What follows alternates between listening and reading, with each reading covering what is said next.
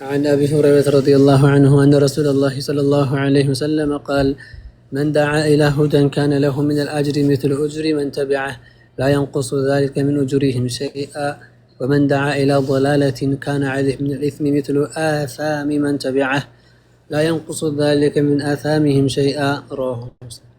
النبي عليه الصلاة والسلام من لالو من دعا يتطارى إلى هدى ودكناتشا ود መልካም ነገር የተጣራ ሰው አሉ። ኢላ ሁደን ማለት ምንድነው? ወደ ቀናቻ ኢላማ فيه الهدى والرشاد ትክክለኛና ቀጥተኛ የሆነ መስመርና መንገድ ወዳለበት ሰዎችን ያመላከተ يعني الى كتاب الله وسنة رسوله صلى الله عليه وسلم إذا الأخذ بكتاب ذي السنة ትክክለኛ መልካሞች እንዲይዙ ያመላከተና ያስተማረ ሰው ካነ له من الأجر ለርሱ ከምንዳ አለው مثل أجر من تبعه የተከተሉ ሰዎች ምንዳ የነሱ አምሳያ አለው። لا ينقص ذلك من أجورهم شيئا ከምንዳዎቻቸው ከነሱ ላይ ምንም ነገር ሳይቀነስ ማለት ነው። ከሚሰሩ ሰዎች ምንዳ ምንም ነገር ሳይቀነስባቸው ለግለሰቡ ምንዳ አለው።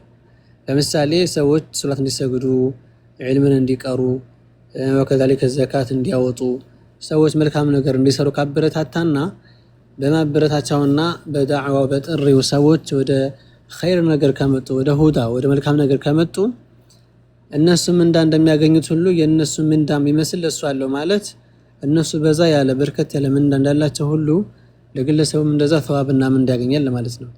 ومن دعا الى ضلاله ወደ ጥመት ደግሞ ጥሪ ካደረገ ضلاله ማለት ምንድነው? الى ما يخالف الكتاب والسنه الى مخالفه الكتاب والسنه ቁርአንና ሐዲስን ወደሚጋጭ ነገር ማለት ነው።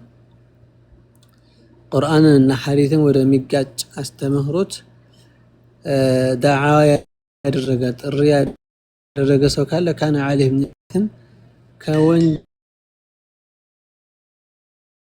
በእርሱ ላይ ያለበት مثل آثام من تبعه የተከተሉ ሰዎችን ምንዳዎችን የሚመስል እርሱ የተከተሉ ሰዎች ወንጀላችን የሚመስል እርሱ ወንጀል አለበት ማለት ነው። የተከተሉትን ሰዎች ወንጀል አምሳያ ወይም አቻ ለእርሱም ወንጀል አለበት። لا ينقص ذلك من آثامهم شيئا ከወንጀሎቻቸው ነገር